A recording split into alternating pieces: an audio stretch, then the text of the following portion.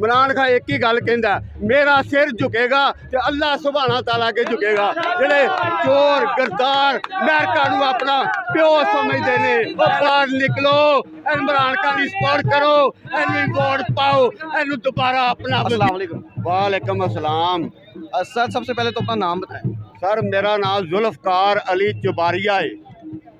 अच्छा sir, long मार्च अभी start है, आपके ख्याल में ये लॉन्ग मार्च क्या रिजल्ट लेके आएगा? अरे लॉन्ग मार्च इंशाअल्लाह ताला 100% कामयाब होएगा।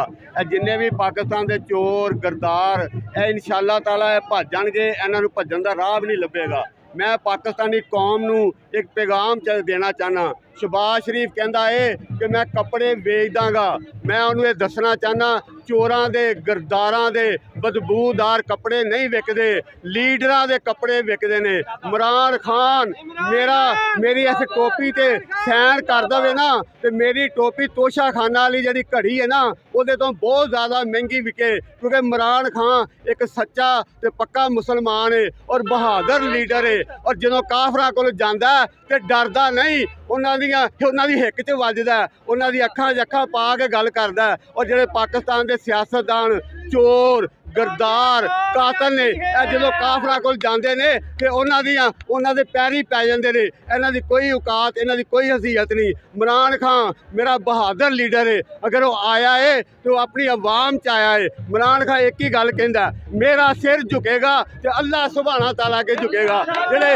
चोर गरदार अमेरिका नूं अपना प्यो समझदे ने, इन्हां दी कोई औकात नहीं हैगी, इन्हां दी कोई हैसियत नहीं हैगी। इमरान खान नूं पूरी दुनिया की दौलत खरीद नहीं सकी, इमरान खान नूं सुपर ताकत चुका नहीं सकी। इमरान खान इंशाअल्लाह ताला तू ये दिन दूर नहीं हैगा जिदन ये जुल्म ज्यादतियाँ खत्म हो जाएगियाँ और इंशाअल्लाह ताला दोबारा इमरान खान की हुकूमत आएगी।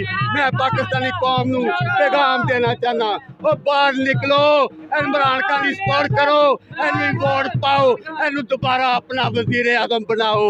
इंशाअल्लाह ताला जो दोबारा वजीर आजम बन जाएगा, जुल्म ज्यादतियाँ खत्म हो जाएगियाँ। इंशाअल्लाह ताला फिर साडा मुल्क तरक्की करेगा और फिर असीं जो चाहांगे वो असीं करके रहांगे।